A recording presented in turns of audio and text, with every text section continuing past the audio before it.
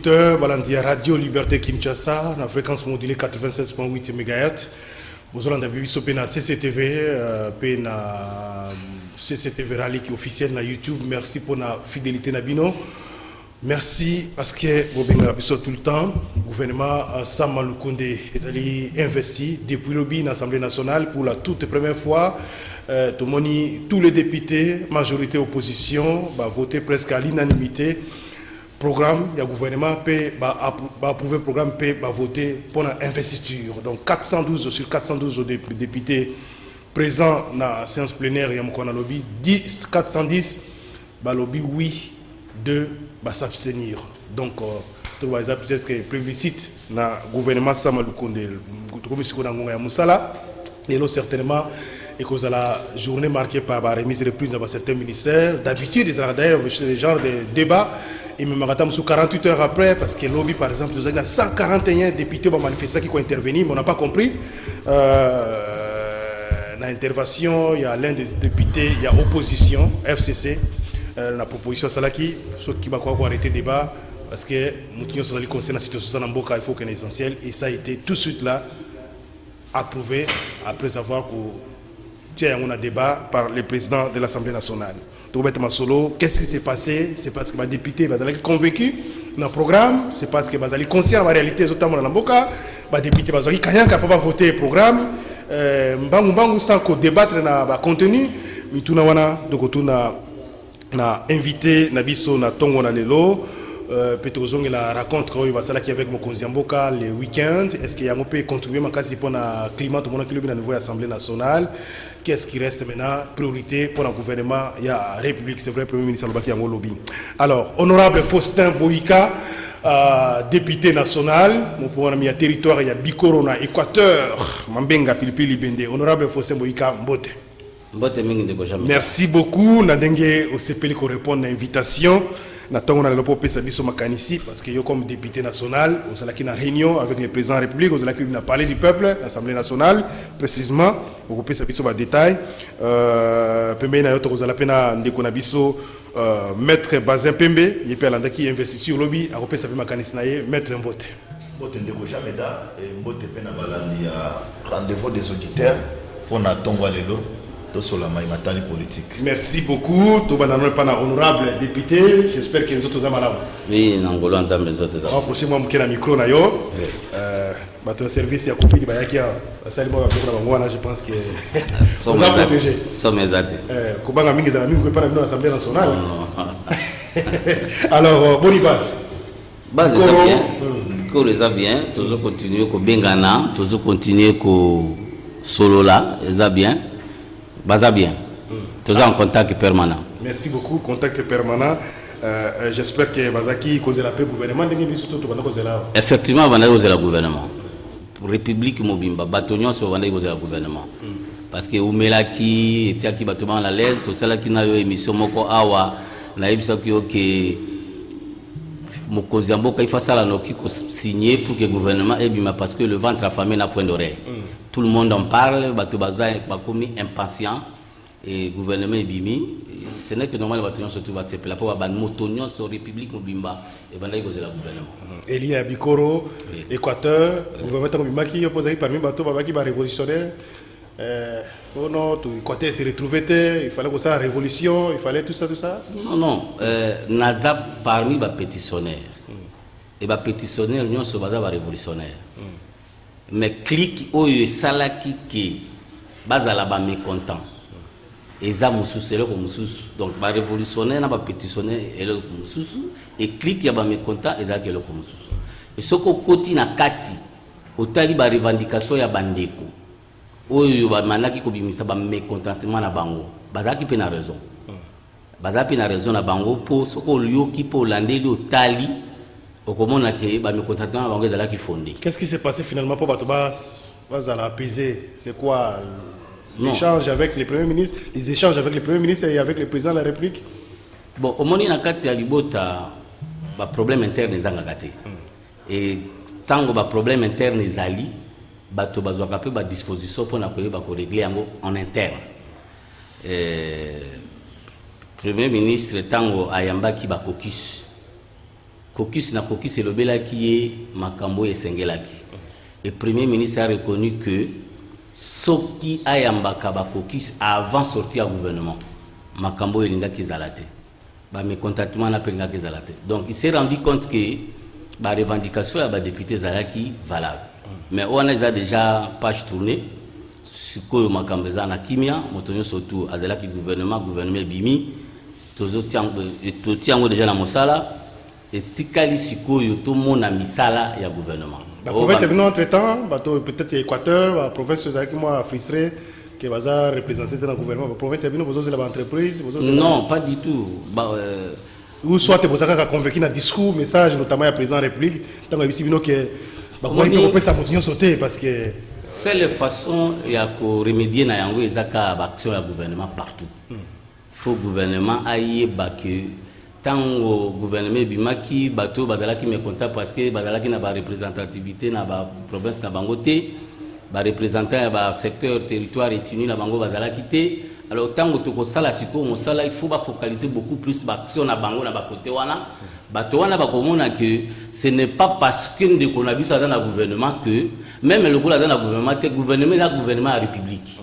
Et ça gouvernement c'est parce que ndeko na bisa za kuna to o ya bisa za kuna mais gouvernement za gouvernement la république il faut siko et ça la misala dans toute la république hein alors toujours c'est là bango pe loko la bato il faut ba yeba que il faut na ko sepelisa mitema ya bato oyo babandaki ko bimisa makambo boye tango gouvernement bimaki il faut tout ça la boye pour mitema ya bato et et c'est là voilà avec le président de la République échange les samedis c'était quoi oui causerie morale. Le discours, le président peut évidemment convaincre, apparemment convaincre les bino, et après tout le monde les résultats de l'Assemblée nationale. En fait, na kati ya libota ndenge na yibisa kiyo ezalaka na moto ezalaka numéro 1 ya kokamba. Mokonzi mboka azalaki na besoin ya ba député ya majorité pour na ko senga bango ba pesa ye gouvernement wana. Ya koki ko signer ordonnance, mais pour que le gouvernement evanda, il faut Assemblée nationale. Yango azalaki na besoin na bango pona kolila ki sapé ko solo la pe ko monisa bango que azana besoin ya gouvernement wana to pesa ye gouvernement wana to investir gouvernement na pour que ye abanda mosala et azana ba décision na ba mesure ya koki ko zoa mais sans gouvernement o yeza en place ba mesure na ba décision na ye et ko zala penza avec beaucoup parce que bato oyo ba ko accompagner ba décision na ye eza gouvernement. Alors ce gouvernement est athée à quoi qu'ils ont une décision d'engagement pour que ils la exécuter. Dis-moi à la lumière et ambiance de Moni Mukolwana, vous souhaitez même soirée avec moi Zembo de Moni président boss moi Palak moi musique je crois que makambo eleka ki malamu. Oui makambo eleka ki malamu Moni même maintenant tango kukumbendo wazabanga zalaki papa maréchal ezalaki toujours na ambiance à bongo que un chef de l'État avec les élus nationaux. Hein nas mokonza bengi bino po solola na bino po ayebisa bino makambo ya mboka pe ayebisa bino ke bo investinga gouvernement pour que na banda misala ce n'est que normal le pe ambiance ngesi la na moi esengo moi kopo le président boso pe bi ko yemba mais ko beta pas mais ba vio wana baba ba vio ko baba ba c'est mon boutiste bazala besoin pe ba se défiler effectivement donc bino ma député boza parfois makambo belé des circonstances donc c'est important azamoto on a moni ba critique sur les réseaux sociaux mais président Assemblée nationale comment ko binda boye comment ko yemba boye oh nani ngazala kana sengote na mokilo soki mutazana songa ko manifester pe sengo naye est-ce qu'ils avaient pekisa mi que président Assemblée nationale na manifestation songolo a manifester sengo bien to ayemba to abina non. Merci beaucoup honorable Nazongilo tout à l'heure maître Bazepembe très rapidement tout à l'heure tozo kota makometali programme il y a gouvernement adopté lobby l'Assemblée nationale ozanga peut-être ozana moi comme particulier ko loba va to kota na sujet na biso na tango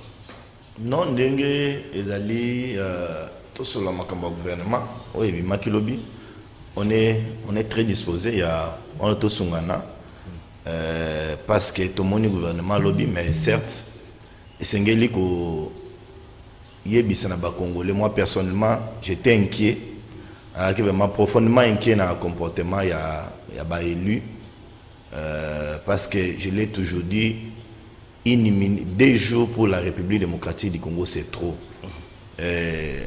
au Tikolobawa raconte ya ba député na président de la République Moi, je pense que biso ba Congolais tant toké na maponami. Tant que nous voter ba député, c'était avec un objectif. Il y a pas se retrouver dans niveau Assemblée nationale. On a basa et la biso mibeko vi ba plan d'action bango ba banda ko sa et la biso. Mais on est en train de comprendre que notre ozo que na logique moko ya que to bebisa image ya Assemblée nationale où ils allaient temple ya démocratie. Député à perdre des sous valeur, c'est comme si poste ministériel n'était comme une importance belé. Moi, je ne peux pas m'imaginer que majorité des députés babosana lelo oyo bango balaka kibiso na campagne Assemblée nationale et comme kaka babenga bango ba excellence. Ezali abimoko grave sengeli bango ba corriger. Parce que ceux qui lelo tozui retard, il y a investiture à gouvernement. Certainement, il faut que bombe la Congolais vérité. Parce que le gouvernement est investi par l'Assemblée nationale. Si l'Assemblée nationale ne donne pas quitus, va investir bango, bako ya bangote. Donc, bango pe bazali à la base il y a retard au biso touti ko connaître. Moi je pense que souffrance il y a peuple. Passe il y a peuple congolais sengeli à la priorité na bango. Parce que bango na ba poche na bango, bazala devise c'est le peuple d'abord. Les années peuple ndatinda ki bango kuna. Ceux qui ba bosani kuna pas que de se contenter dans la poste ministérielle de Goja Médard et que ça la biso peuple congolais est pas belé. Mais en effet, et ce qui est important, je tiens ici à les remercier. Ils ont compris que 2 minutes il y a que perdre les alités. L'Obiwana ils nous ont montré un événement historique. Nakati Amboka na biso totika lo mona te gouvernement et pour la toute première fois journée à Liboso. Bah, intervention et bandika n'engo auto rappelé sans quelque chose comme ça d'intervention, mais on a vu motion, il y a membre, il y a opposition. Donc opposition majorité. C'est une proposition, hein, il y a membre opposition. Bon, la carte de proposition na yewana soko yoka qui langage na ye bandako qui na marque ya motion. C'est pourquoi Mboso sage qu'il était, mbala moko a comprendre que non ndeko député liké aligna senga bisonde motion pour ne tenir tout investir gouvernement kalelo. Et j'ai aimé faire play na bango ya ba député investir gouvernement avec un seul élément souffrance ya peuple leki guerre ya SSNGL ici là, mais nous leur demandons bah où tu constituer commission dans l'Assemblée nationale, nous avons un gouvernement en place bah ça lisa biso ke ba kena bilo wana tu na suka ponete qui maison cette fois-ci na S na biso mbo. Merci beaucoup Ndeko Bazepe, mais heureusement tous un député national yenda za licencié pe biso. Qu'est-ce qui s'est passé liboso gouvernement et kota na musala bon ba bandaki ba biloko wana ba révolutionnaire ya ki trouble ki mo makasi ba discours bandako na société na ba média que non ba ko investir gouvernement te et vous allez tous on sur na page ils ont sur compteur à zéro finalement lobi bo investir gouvernement na journaux yo ba to zelaté on croit peut-être que vous allez 48 heures après dans la tradition bon ça la débat 141 ba to ba intervenir. Mais à peine moins de 10, pas pour arrêter le débat. Et c'est à l'unanimité que nous tout pour approuver le gouvernement, nous tout pour voter investiture. Qu'est-ce qui s'est passé, honorable? Miracle, il n'y a lobby. Parce que vous avez la volonté de changer, c'est parce que c'est là qui est motivé par moi, Mission Naboutou. Qu'est-ce qui s'est passé pour. Et puis Sabino, et entraîner Bino sur la on dit que le gouvernement a approuvé après proposition à l'un de vos collègues en opposition. Ndeko Jean Médard, merci beaucoup. Vous permettez l'occasion pour que nous réponde à la préoccupation de Kouti Goloba. Na zalaki kalamingi te na kasi sali ata un mois te na lekaki awa to salaki émission na yo pe na yebisaki yo bien que ba député baza na besoin te que bango nyonso baza la ba ministre. Soki ba député bango nyonso tout ba manifester baza la ministre to kozana gouvernement ata nini. Ba député pour ça na bango ezalaki pété. Comment il faut vous devez quand même reconnaître que grâce na ba députés nationaux que tout commis la situation toza nango awa hein révolution bango ba memi sans que makile tanga sans massa se beta sans bato ba kufa pe président de la République a récupéré ce ko impérium qui abanda ce ko sala mosala sans ba stress sans obstruction. Et ça grâce na ba députés nationaux. Et ça comme négligé na bamboka mususu ba révolutionnaire wana na ba pétitionnaire faut ba pesa bango ba médaille.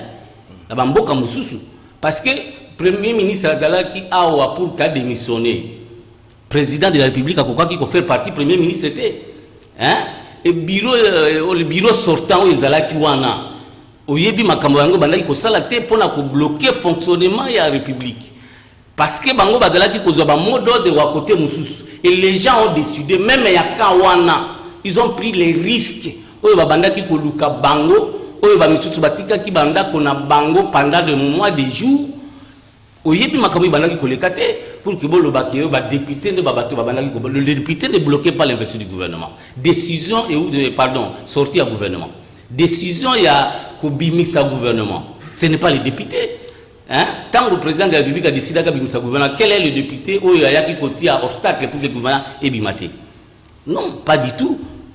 Est-ce que vous allez se rendre compte makambo nyonso ba député nationaux ba sali et ba risque bango ba zui pe na yebiti ko yebisa yo awa ke tango chef du gouvernement ayamba ki ba focus il a reconnu ba préoccupation ba député tala le problème otozana ngoso on est ba cuisine interne moi to kota wana na katezate pour ceux qui to koti na kana yiko la kisaoka ke loko moko yo moko uti ko banda ko poser la question wana des provinces non représentées na tango ya Kondo Mobutu maréchal na kanisi soki gouvernement na yebimi ba tribunal surtout ezala ki représenter ba etinion surtout ezala ki représenter mais le lot ozana na gouvernement na biso oyo okomona territoire moko ezana 7 membres pendant que province mususu ezata na représentant mon côté et parmi ba province wana ba pétitionnaire oyo bandimaki révolution hein bazana kati vous comprenez donc et qu'est-ce qu'il a manqué que sur les ce qui a manqué que sur les plus de 50 membres du gouvernement, tous en a 26 provinces, tous ont une fils que province, ministre moko par province. On allait avoir déjà 26 ministres où ils allaient représenter dans chaque province et les restes va salir makabo. Alors maintenant, vous salir le gouvernement sans que la province monsieur la représenter. Et pourtant, il y a des sacrifices bango va sala quitter et grâce na mosala bango va sali qui to comme on a niveau ko bimisa gouvernement. Donc makameze belé les restes des ali ba merci beaucoup moi to koto on va tourner déjà page les ali ba cuisine interne o to sito sololi o yo pe to sito la kisa o pe kanaka ba si ba comprendre que ba moni que oui et les restes là que le gouvernement bimi mosala siko e ban. Alors miracle à lobby l'équipe d'Assemblée nationale en fait, comme reporter plus de 10 ans j'ai couvert les activités de l'Assemblée nationale la tika la bonne côté bah il va présenter un gouvernement un programme et puis le même jour bah investir accepter à l'unanimité toutes les tendances effectivement et là qui dynamique ya salle parce que biso loko la majorité to banda qui ko s'entendre peut to se préparer qui dans le sens ya critique et opposition et to yebi que partout généralement opposition va voter ka programme ya majorité té opposition binga na umeli na ndako wana na administration ya ndako wana plus de 18 ans et lelo na zape député kaka na ndako wana et depuis na commis député to sito voter budget to sito investir gouvernement hein na ebisio ki opposition va voter ka programme ya majorité té à la limite de la abstention à la limite de la abstention mais biso tout et surtout que biso to se prépare qui pour na contrecarrer ba intervention il y a eux qui ont côté opposition pour que va rejeter programme va bloquer investiture et biso to se prépare bon et aujourd'hui je me rends compte que les discours ya programme ezala ki cohérent en tout cas wana to koki même ko lo bandenge nini le premier ministre a sololi kitoko programme na ye alobi yango kitoko yango pe convaincre ki bato nyonso mais non seulement ça batope ba tenir compte na réalité ya mboka hein to koki ko bloquer mboka tiwapi to koki ko kene na ba distraction tiwapi pendant que na parti na biso mususu ya mboka bato bazo kufa makambezo ebele nini tout ça c'est ce qui a fait que tout le monde, la République, à travers les députés nationaux, bazala qui sous na posa ya copère des militaires, il faut passer vite à l'investiture. Donc il n'y a pas eu influence financière, il n'y a pas eu, je te dis, peut-être poussé par la mobilisation, il n'y a rien, pression populaire peut-être. Et là, comme côté, on a que tout le monde s'entendait, même la libération pour le président. Alors qui tu investis le gouvernement lobby. Ou avant midi, ou après midi, au regard, il y a une intervention, il y a des députés, il y a une tocosilis. C'est aussi 23 heures, le Premier ministre a préparé ma réponse avant midi et après midi, il y a été investisseur. Hein? mais dynamiquement na bango opposition et effectivement n'engé de kauti koloba intervention prise de parole wane utaki na opposition et député national Niké Kasson voilà tango ye ya parce que à un certain moment au moment de coutume ceux qui plus de 50-60 intervenants baleki ba oyo bayaka simezalaka ba redit hein ata soka lobi makambo mususu koyoka kaka na ba point mususu eza ko se familiariser ko se concorder na oyo bande ko bati balobaki. Alors même ceux qui tout le monde a les caca t'es aussi les sac à débat na ba 22h 23h souka tulinga ki kaka to investi gouvernement et a coupé court et le président sage comme il était a profité na yango pe a sendi à tout niveau tourner l'assemblée et assemblée mobile l'unanimité va voter que passons vite à l'investiture plus question de distraction gouvernement bana mosala ngalandi collègue nayo likinda kulutu nangai opposant munene ya moto peut perdre azo critiquer ko kiser président de l'Assemblée nationale la dictature abi c'était pas une motion comment soumettre une motion na vote mais ce qui est curieux c'est que yembe la salle a contesté vote one effectivement na biso que ngai na mona na noté que bouti voter à budget ou bouti voter à programme ya gouvernement bozwa donc moto moko ya voter contre azalate ezalakate même yeso ka critiquer mais il n'a pas voté contre a voté abstention ezalini azani pour ni contre donc azota aizo bo sala oyo nyoso tout boko sala tozawana mais naza contre te naza pe pour te bo sala mais a voté qui contre te en fait bandeko il faut pas comprendre ndeko mboso na ibisa ki bien que nous devons lui donner le temps to observer hein et ce n'est pas le moment de juger mboso ngai personnellement ceux qui a lobby a d'autres traiter mboso de dictateur mais tokoloba nini na babilo eleka parce que mboso lobby programme ya gouvernement ndenge règlement intérieur des otinda ba intervenant ba yaka par groupe parlementaire et chaque groupe parlementaire a désigné matomi balé tomi sat au prorata ya ba minute ba pesa bango na règlement intérieur hein et mboso lokola yebi kiza makambo ya mboka et zali programme ya gouvernement député na député se sentir libre pour aloba à libéraliser prise de parole moto tout a se manifester ou ngi ko 141 va manifester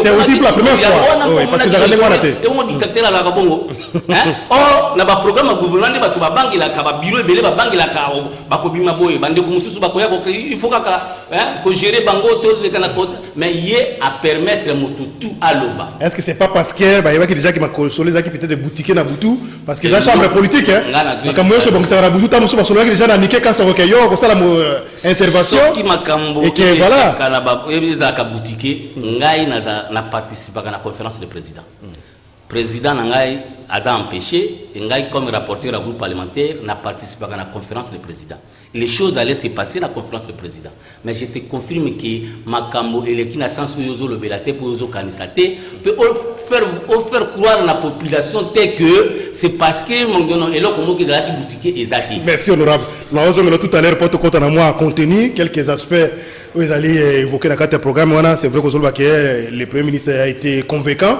na programme n'a été cohérent maître basé mieux Hollandi lobby to compte on a contenu tout à l'heure pour la première fois nous honorable petit koloba dynamique ya salle et salut makamundé salut lobby c'est quoi une bénédiction c'est quoi batwalbi to boy tous à la source et au nom tel a empêché kibiso tel a bloqué kibiso bon malgré bataba défaut ko zala mais bon to lobi kaka oui bokendi ndenge ndeko député inagos d'ailleurs lobby to éviter chaque pas toi au Kabila bloqué au FCC bloqué donc allez-y nous vous acceptons faites le travail ndeko Jean-Beda ndeko Sama Lukonda lobby construire un état prospère la fourchette il y a 2021-2023. Je pense que cet état prospère là est allé concerner na bandeko ya FCC. APC 15 piliers et APC du sous-somma 4 axes il y a minene pour la Maïmatali République démocratique du Congo y compris l'opposition et la majorité. Parce que tant que vous allez kolobela le déclenchement il y a état d'urgence sécuritaire na esambo kanabiso lobby wana oyokaki à l'unanimité ba député nyonso tout na ba intervention na bango il revenait sur la question sécuritaire à l'est du pays. Et ce matin ici, moi je l'ai dit, et c'était pour nous, Congolais, une priorité. Pour être chef de l'État à déclencher guerre. Parce que j'ai vu ma députée, émanation, il y a biso peuple, qui peut d'accord na elokwana. Nous ne pouvons pas accepter que tout le monde a l'élo, makamotozali comme on a S na biso amboka.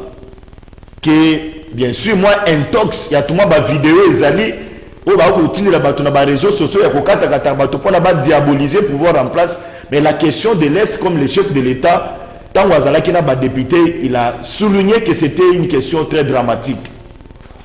Moi, je suis d'accord que le gouvernement Sama ait se focaliser les lots sur la question priorité, il y a S Nabiso Mboka, et sur la question il y a sociale et la lutte contre la corruption de Jameda. Mais ce qui est ici important, moi je l'ai toujours dit, Nakosenga na gouvernement Sama Lukonde, va faire oublier Bisso. 18 ans, il y a souffrance, il y a stress, il y a Ndeko Joseph Kabila Kabangi. Ba pesa Congolais, ata moi espoir mouké.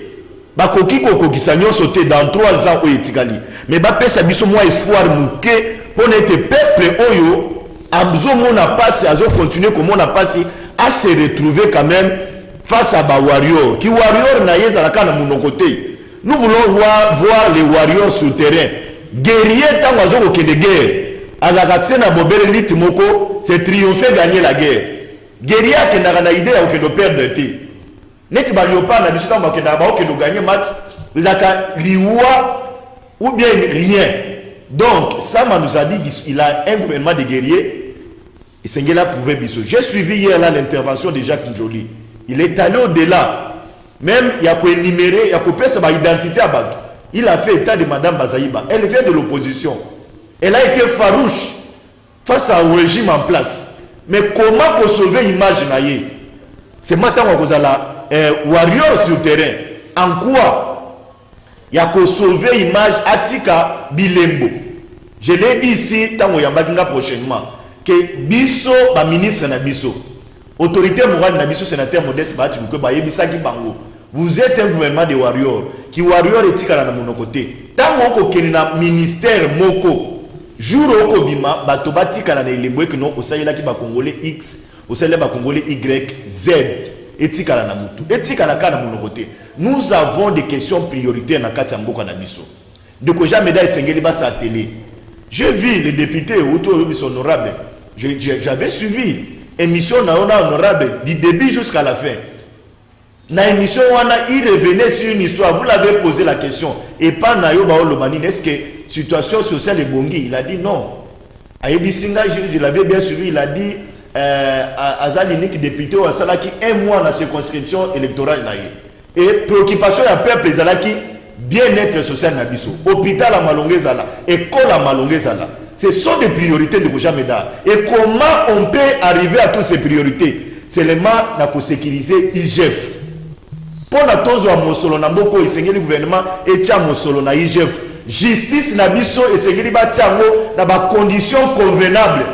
Et il revient au chef de l'État, il a installé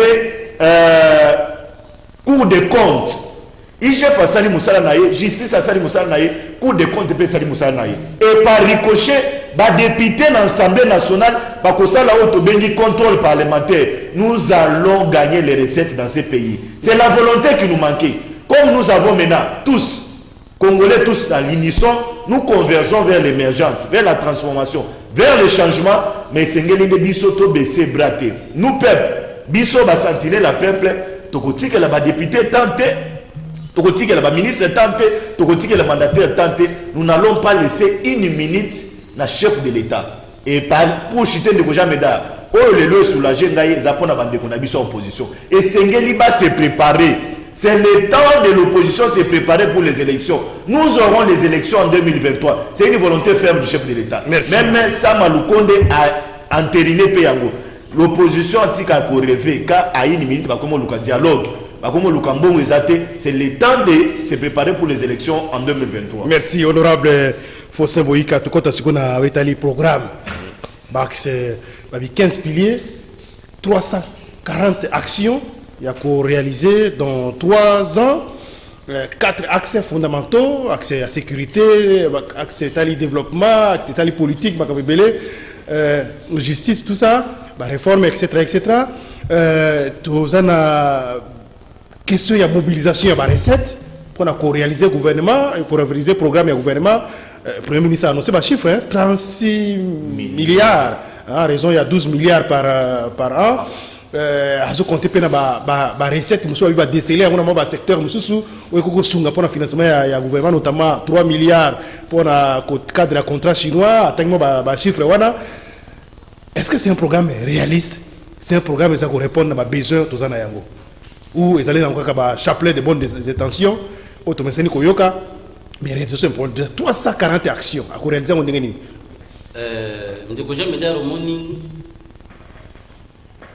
Premier ministre a temps ya ko préparer programme wana. La kansi pe azana bonne volonté ya koko qui s'appelle que exécuter programme wana. Parce que yo moko uti kolobanenge oyokaki que à découvrir même ba recette mususu oyo est obligé yé azonga na parlement pour la collectif budgétaire de façon que budget à 2021 au tozanango et bakisama. C'est déjà une bonne volonté. Ngana yibisaka yo ke elo mboka oyo ezaka kawa volonté politique. Mboka oyo ezaka volonté politique. Ce qui a manifesté volonté ndenge auti kolobango wana ki a découvrir ba trou oyo bambongo et les kaka. Et il faut aboucher yango. Tant aboucher yango mbongo wana surtout ya na sac ya république, c'est-à-dire na trésor. C'est normal que nini caisse de l'état imati. Ce qui caisse de l'état imati mbongo ezali. Il faut ça la mosala ya mbokati. Yango moni ba action surtout wana na ba action surtout au lobby wana, faut yango priorité et akokisa yango. Et en plus ndeko jamais da. Au moni investiture à gouvernement et comment qui est moqué pas comme formalité et comment qui la formalité boyer bo pesi programme Assemblée nationale a voté programme nabino et tant au bokei bozi programme aux ala qui voté dans l'Assemblée voté en de côté et bobandi ko ça la programme au yabino aux ala qui non prouvé par l'Assemblée nationale.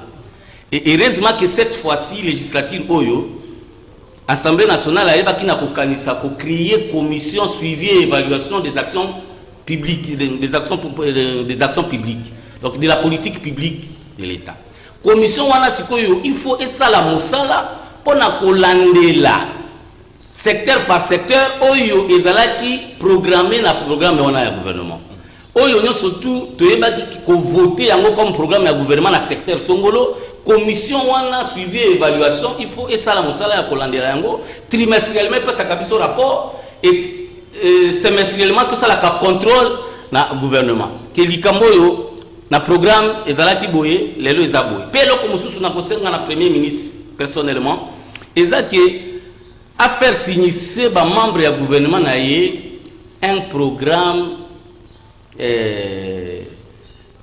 un contrat de performance chacun dans secteur de manière que abengi ministre songolo ya département songolo na programme na biso eza prévu na secteur na yo tout ça la boye et la période de telle il faut exécuter boye il faut réaliser boye et ce qui te comme période wana chronogramme d'action voilà ce qui te comme na période wana eza la commission na biso évaluation eza la yemoko gouvernement ba yeba ko évaluer yango de façon que ba bengi responsable ya secteur wana batali performance na ye soki ezokendete soki aza na mécanisme ya ko contraindre na démission te et y a assemblée basali motion de défiance contre ye akei parce que biso peto lobby boye que gouvernement wana eza gouvernement na biso hein peto zo faire partie de la famille politique moko lelo ya sacré to koki lisusu ko pesa place te na opinion na opposition na adversaire politique ba koka donc même chef de l'État a na place mon côté ya kozwa lisusu prétexte hein place mon côté lisusu o ki mon côté ko loba ndenge de komo lisusu azwa intervention ke no ki boloba o ndeko Joseph Kabila bloqué o FCC salibo les loma kabwa nezate prétexte ko zala sikoni yango yemo ka aïsa biso yemo kona une cité de loya que azozela gouvernement wana pour que a banda d'action pe ba décision minene kozwama hein. Donc azana temps li sous coopère d'été pour que na 2023 yemoko pa lobi pas déterminé que ba élection ko en 2023 pour que après ça li sous prétexte sous c'était ça. Donc biso gouvernement, nous devons nous mettre en travail. Probabilité à décréter état d'urgence pour la situation à Est et Mboka, c'est quand même ça peut être l'une des pistes de solution pour la situation d'insécurité. Bon, état d'urgence c'est pensa T, mais il faut que va décréter guerre na Est pour na koye ba mettre hors état de nuire ba troupe nyon surtout ba troupe armée nyon surtout ba groupe armé surtout. Donc place wana oyoki déjà que Assemblée nationale a voté la commission en place pour la makambo ya Est. Et moi, il suffit que détermination est là. Et c'est la même dans la commission. Rapport aux commissions à Koyana Yango, gouvernement a exécuté Yango et chef de l'État Kotia Yango na Misala et Koyoka Kimi Kokota na Est. Merci. Ndeko Bazé Pembe. Beaucoup d'axes énumérés, 15 piliers, 4 axes, 340 actions à réaliser.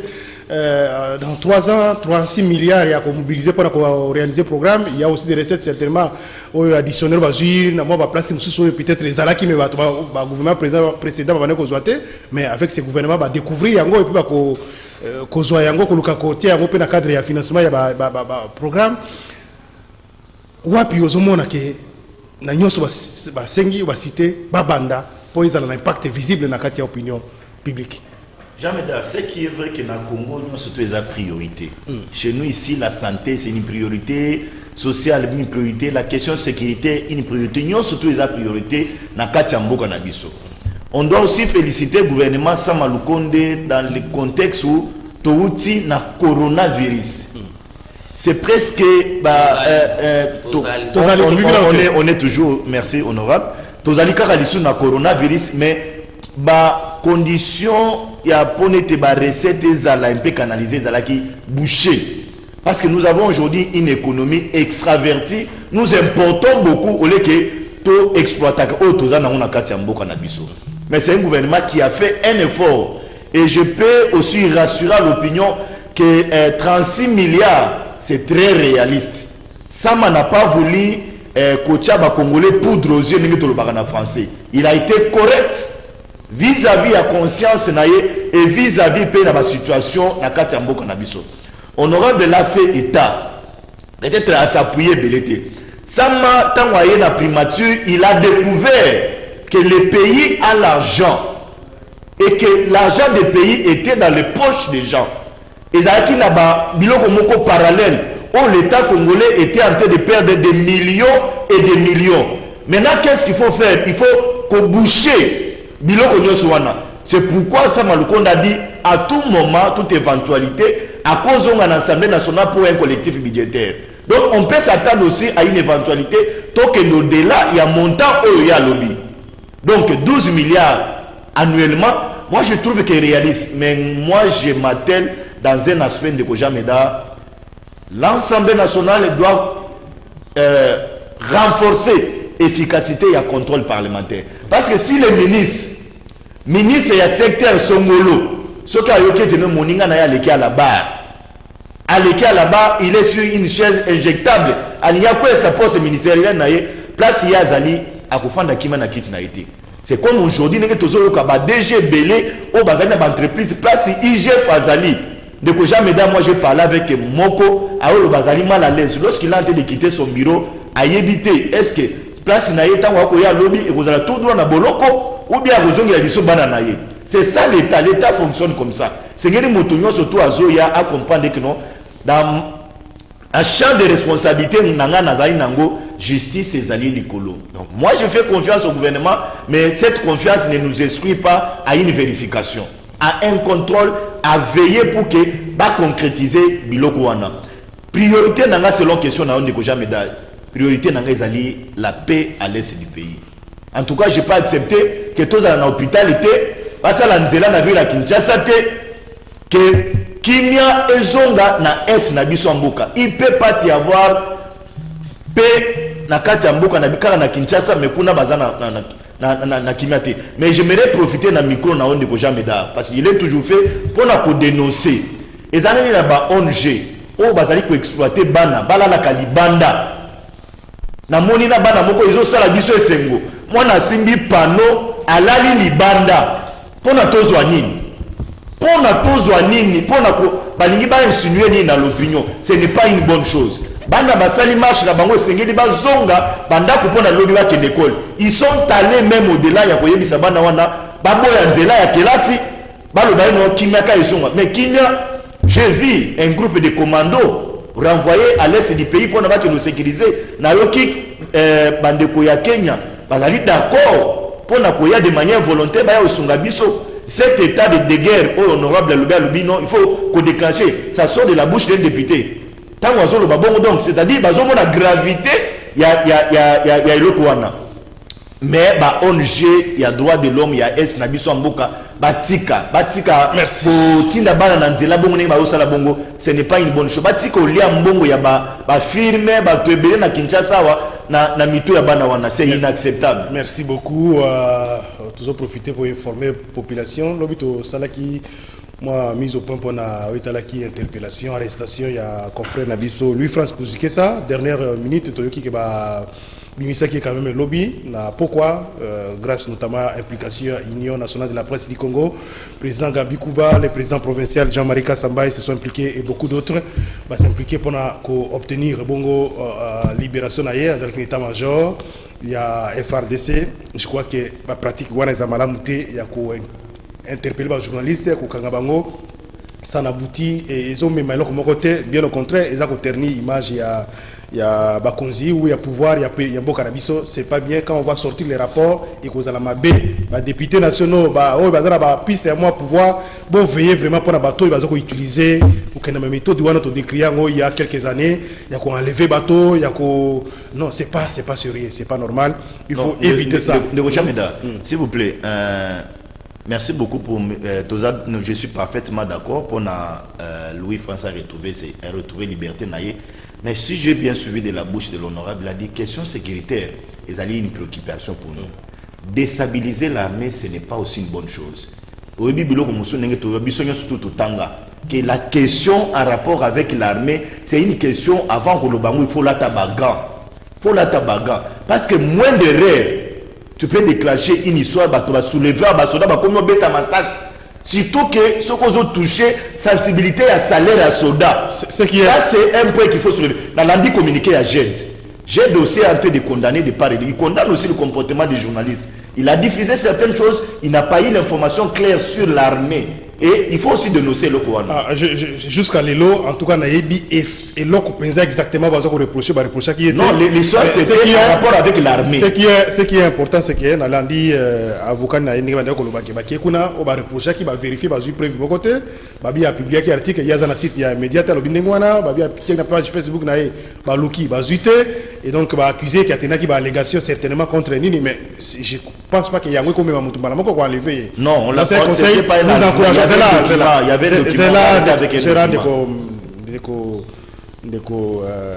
Bazin. Son lobby, c'est pas que je suis contre l'armée, contre l'union sacrée, mais il faut qu'il y ait des choses, on peut régler ça autrement. Ceux qui m'ont sali mabé, je ne pense pas que l'armée n'a pas un rôle. Il y a qu'on interpelle bateau de Bazin. Na éviter que ça, éviter ceux qui ont mission bazin la qualité on a au Kangabatou, mais c'est important de préciser le Kouana. Il y a un problème. L'arrestation, on peut. Tout n'est pas il faut défendre. Aux avocats et en presse. Je suis dans la position. Je ne viens pas ici comme avocat, mais les services militaires, même les services et les parquets. Même l'armée peut arrêter quelqu'un. Mais tant que Sambisi va monnaie qui n'ont pas fait Oyo et Zali va faire Moko à quoi répondre devant le tribunal civil, on envoie ça devant le tribunal civil. Merci beaucoup. Mais ce qui va faire Ezali n'a connotation, incitation des militaires à commettre des actes contraires à la loi, on te poursuit devant les militaires et puis on voit qualité dans le déféré devant merci Ndeko Bazin Pembe.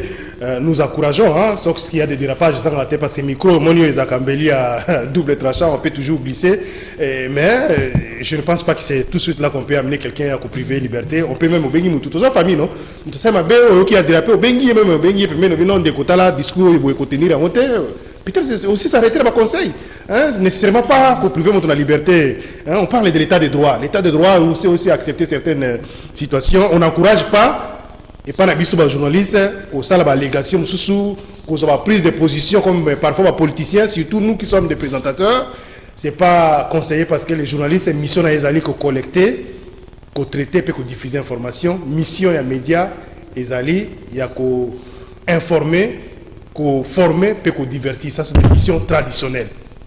Les missions, il y a qu'on dénoncer. C'est vrai que comme il y a une forme de journalisme, mais dénonciation, ça revient plus dans l'organisation en défense des droits de l'homme, plus dans les acteurs politiques, ils peuvent dénoncer les faits, mais malheureusement, dans le contexte de au Congo, bon, peut-être dans quelques pays africains, les journalistes ont une tendance, il y a des dénonciations, parfois on prend des positions pour des faits, et ça peut malamouter. Ça, c'est aussi de notre part, nous devons aussi faire cet effort-là.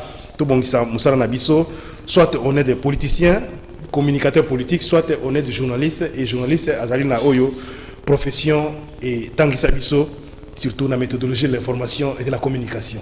Honorable Faustin Boyika, vous avez dit ça, vous avez dit que le programme, est-ce que nous sommes parfait, c'est fort que c'est cohérent, mais il n'y a pas quelque chose parce que c'est quand on intervenir. Intervention, nous avons pour encourager le gouvernement ou nous avons dit bon, tu as la place sur le c'est vrai, vous pouvez attention, mais bon, ça peut placer.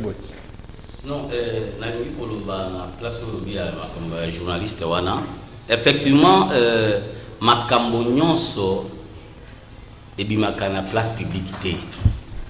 Makambo nyonso bimaka na place publique.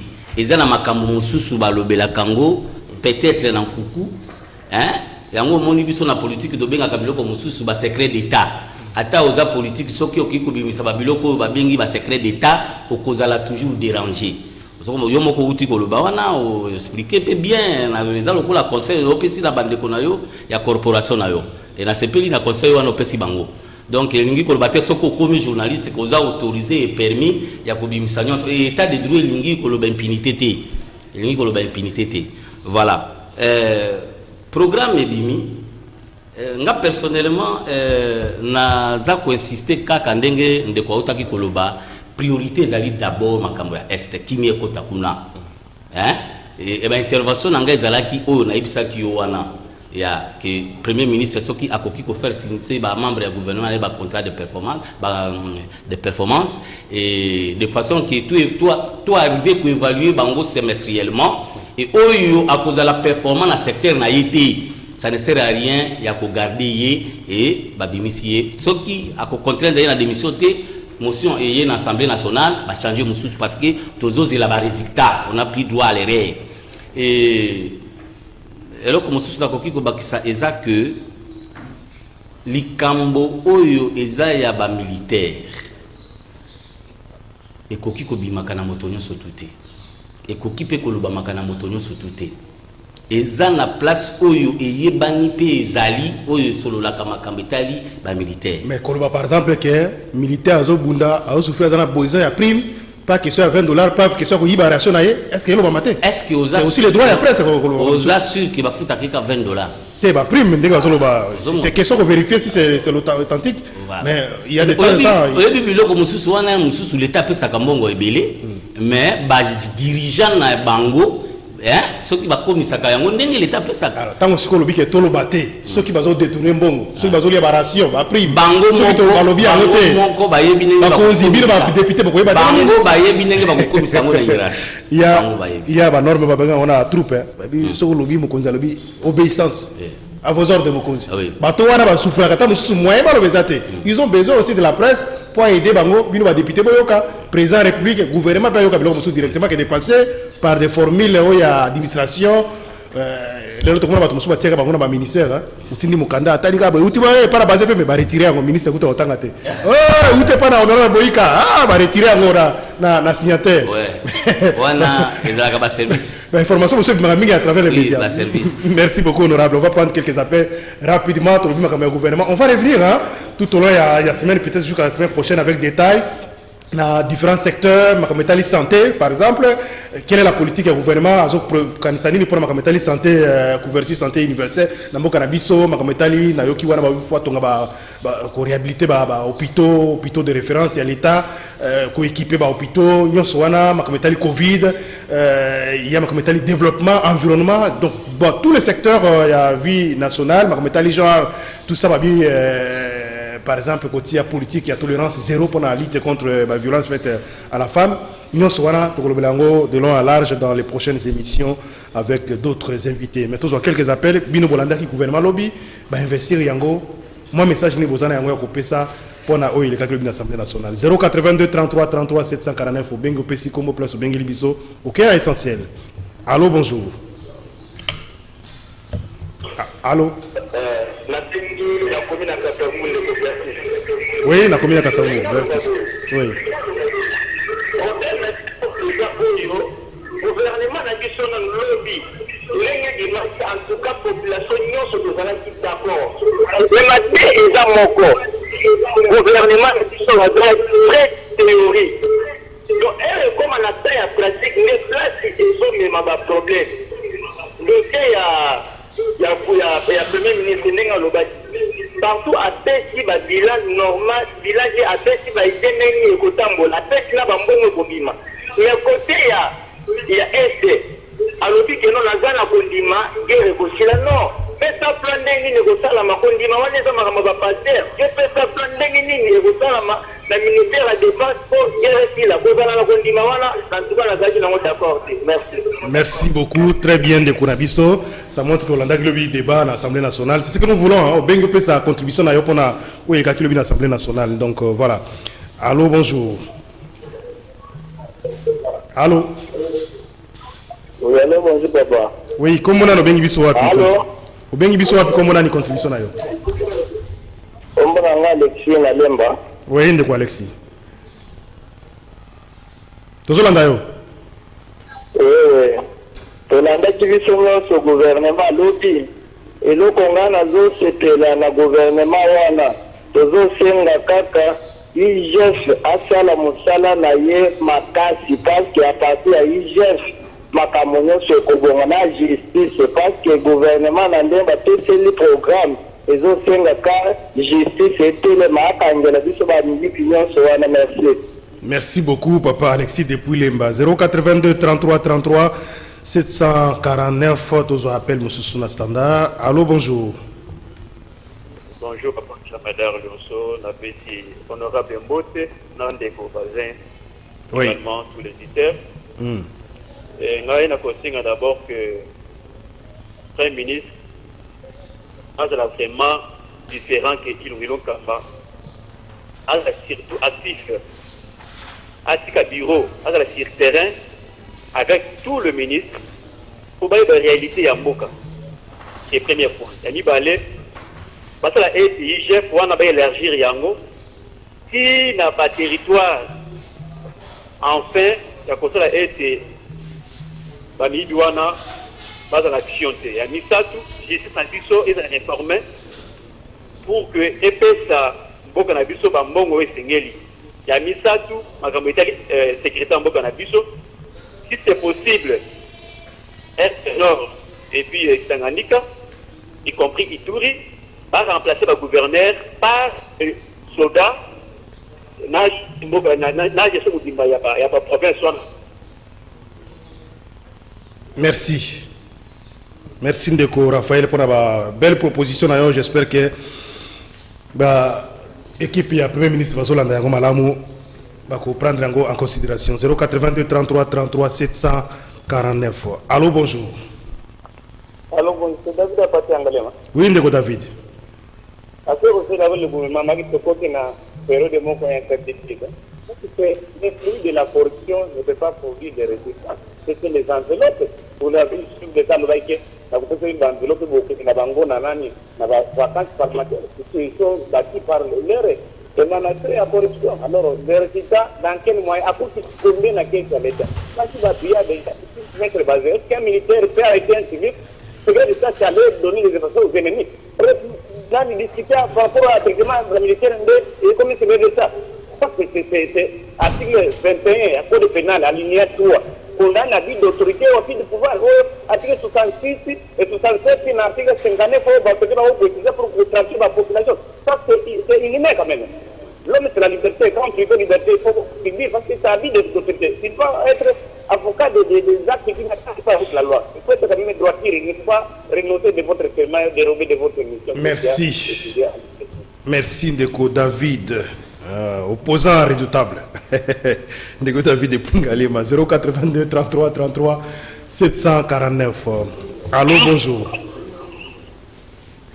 Allô, bonjour, Ndeko Jamedra. Oui, comment on a bien vu sur contribution là? Ah, naï, ingénieur Gauthier, n'a bien vu depuis mon enfant. Oui, ingénieur Roger. La ligne là, le bana, monsieur Bazin. Toujours on a mis colo, il y a tous les gamins na ba télévision, na ba TV, et l'autre malunga sur le bezate. Ils sont toujours là, tout le monde a battu un gouvernement, toujours l'inga ba diale le liste. Atika koleka na ba TV na ba radio aloba kaloba biloba loba. To sepeli ndenge Ndeko Louis France Abimi. Merci beaucoup. Merci beaucoup. Mais on peut si contribution pour le gouvernement. Lui, Ndeko basé à pesi mécanisme naé, comme honorable à pesi mécanisme naé, on peut pesi mécanisme naé pour le gouvernement. Mais le biso Hollanda qui et là on est intéressé au programme wana proposition nous ko sala pour le gouvernement et sala musala. So bito zonga la aller passer, on ne va pas évoluer donc tout qu'en liboso. Allô, bonjour. Bonjour, Zana Kalam comme trésor. Na mon retour intervention qui ndeko basé intervention à ça mais vraiment mingi sud congolais parce que azo va basé instrumentalisé ba toi na réseaux sociaux ba image wana eza vérité c'est réel na bile boudre boyamba ki de moko autipuna na kota est atimanya kinyo solobi que moi c'est ya kufaki la deuxième étape ya bandef des éditeurs donc ba kosi ko to ba kinyo sote mais azo wana makabonya sona enteka kelingi na hoki ba de wambongo o bazobia na ba kinyo tapio na ba hoki pete ekufa na atika buso panako hein. Merci, on va prendre un dernier appel. Vraiment, c'est tous appels Yasuka. Allô, bonjour. Allô? Oui, Mbote papa. Allô? Toujours là, Nayo, Bengi Wapi, comment on a? Bonjour. Bonjour, comment on a contribution Nayo? Bon, comme vous l'avez dit, M. Hervé, on a 2 minutes de Quincy. Oui. Oh là là, Ndeko accueilli, des Pinjil accueilli malheureusement. Donc, tous ceux qui wana, je crois que on va lire quelques messages rapidement. Bandeko Nabiso à YouTube, je crois on n'a pas fait le direct, je crois. Il y a quelques petits problèmes, mais beaucoup d'émissions tout à l'heure, juste après, il y a Internet. Salut Jumel, c'est Jafet Mouimba depuis Ngalema, j'allais dire au gouvernement Oyo. Et Koti, Toza na posa yako lobate, parce que Toyoki trop. Et zande heure ya musala parce que tout oyo pardon ezate margrendenge makambo elekaki et sama apesi même programme na PP Ilunga Ilukamba. Bonne journée à vous. Basé Pembe faut preuve de la haine et il faut faire preuve de la haine à l'endroit de l'UFrance. Oh là là. Bonjour Jumel, demande à Maître Bazin de donner un seul élément qu'on reproche, un seul élément qu'on reproche à l'UFrance, qu'il arrête de dire n'importe quoi. Demain, ce sera son tour et c'est l'UFrance qui viendra intervenir. Bonjour Jumel, Maître Bazin Atika, oh là là, bonjour Ndeko Jumel, pourriez-vous dire à vos invités que dans un état de droit, rien ne justifie les arrestations arbitraires et les enlèvements de paisibles citoyens? C'est extrêmement grave de vouloir chercher à légitimer ces pratiques dictatoriales. Merci Pasteur Placide Ngouya. Papa Jimel, est-ce que honorable Akoki Koye Bisabiso, parole Oyo, président Bosso, Alobaki Nasuka, après intervention, il y a honorable Geneviève. Salut Jimel, Nalingaki, juste au commissaire Mbote Nangai, Nandeko David, Oyo Yangaliema, Nandeko J22. tuna bango boni santé ya ndeko na bango Raphaël oyo ya ndeko Jordan depuis Brazzaville en tout cas. Alors honorable akokaki koyebisa biso parole ya suka lobaki nini. Il fallait rappeler à mon invité son honorable Zanango bon parce que lobby plein air comment na suka wana moi loyenge tout ça ambiance je crois que na évité alors honorable comme na suka en fait na ngi kwa kuyende ko alobi ke na niveau ma gouvernement déjà effandi il faut sikoyo ko s'atteler na makambo ya ba province. Les provinces font partie de la République. Ce qui a problème, c'est que la province développement peut vous avoir pour difficulté. Et l'Union sacrée n'a qu'à si le la bandi makambonaye, même l'informateur Bati Lukebo, à l'obéla qui a une émission Mokasalaki, qu'il faut aller jusqu'à la province. Il y a aussi de sérieux problèmes là-bas. Il faut que l'on solution de façon que la province paye et va dans la kimia. Il faut pas côté la diplomatie parce que on ne peut pas rester avec les diplomates au Bazalaki nommés dans l'ancien régime, parce que la bino régime et politique extérieure. Il faut aller aussi à la diplomatie. Et Bosso, nous avons les abakos de après ça qui va député pour la sur la interne. Ça concerne l'interne. Et voilà, donc le Basuka Ngoana. Image moi tambouré dans les réseaux sociaux, bono ba député ba bundi après des ordres de l'Assemblée nationale. Oui, ça va toi dans ta vision. Non, ba député ba bunda kita.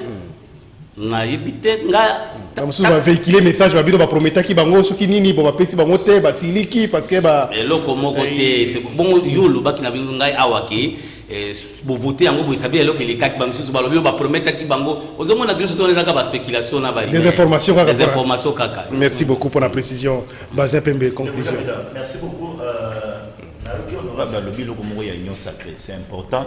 Mais information ganazanango c'est comme si n'engé gouvernement et outé kozala investir boye bako fanda pe baye bakoma ko installer union sacrée na ba province union parce que c'est là qu'il faut constater que des autres des ala que moni moto na province na yemo ka s'autoproclamer non nga représentant ya union sacrée mais je pense que n'engé gouvernement outé ko installer boye kozala installer boye na information ganazanango il y aura une réunion bako fanda pour été baye bakoma installer les représentants de l'Union sacrée dans la province. Ça, c'est de deux. Dans l'affaire Louis France. On va installer les représentants de l'Union sacrée dans la province alors qu'il y a une nouvelle écologue. Bon, non, il y a des structures. Charte de Bimina noté. Bon, structure des autres salles. Honorable. Charte de Bimina noté. Bimina noté, tu es bien noté comment il faut fonctionner. Mais, il faut mouvement où il faut taper dans la province. Au bien mouvement. Donc, ils ont le problème avec le gouverneur, l'Assemblée provinciale. Il faut que ça la paye en gros. On a comme l'impression qu'il y a une autorité morale. C'est comme le président Mopé Lobaki Yango, dans la réunion d'Abino. Il n'y a pas question de. Cité Louis François, non surtout dans la télévision. Aibi quel a été souci n'angaïtan bakani Louis François au Nazaki Namoute. Et même les démarches que Mungana Sali y a évité. Mais il y a la télévision. C'est un frère à moi, on coopère très bien par relation parfaite avec lui. Donc, nous surtout les habits. Merci. Merci beaucoup. Je m'en tape de ça. ANER, le service de l'État, c'est mobiliser toujours pour la anti-valeur. Il y a des gens de ces pays où ils vont utiliser image parce que c'est vrai que le gouvernement en place à l'Assemblée nationale a compris que la majorité de l'opposition va se mettre ensemble pour valider le gouvernement, pour valider le programme et puis investir le gouvernement. Mais dans la politique, dans certains salons, il y a toujours des gens où il y a la tentation, il y a toujours pour ça la mabé et donc il faut vigilance avec l'union sacrée, toujours tenir bino à l'œil, toujours à la bossa la moussala pour l'intérêt du peuple. Honorable Boïka, merci. Merci beaucoup, Ndeko Jameda. Député national, mon ami à territoire, il y a Bikoro, dans la liste, il y a Mouvement de Libération du Congo, rapporteur, il y a groupe parlementaire, merci à l'Assemblée nationale. Merci de répondre à une invitation, merci de Maître Bazin. Merci beaucoup. Pour la dynamique, le changement c'est maintenant, puis membre, il y a AFDC. Rediffusion, 16h30, 23h10, dans la Radio Liberté Kinshasa. Émission est disponible Kalaté, est disponible na YouTube CCTV Ralik officiel et na page Facebook CCTV Ralik officiel.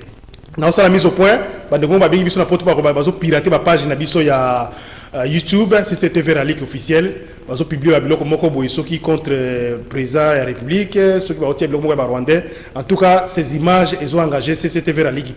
Je crois qu'il y a toujours des gens qui créé des problèmes. Ce moment, il y a reconsidérer, ça ne vient pas de nous. Il y a certainement des bandoki.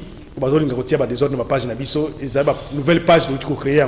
Certainement, ça peut connaître ces obstacles ou bien on va chercher à remédier avec l'équipe technique Nabiso. Merci beaucoup. Karine Ebima caméra, Fiston Tunga na Régie TV, Jio Kassamba na radio, Romain na web, donc on a associé Andy Apé na supervision technique, Ndeko Nabiso P, Romain Azagna programmation TV. Merci et bonne journée par la bino. Kiosque 9h30 avec Michel Kouyapa.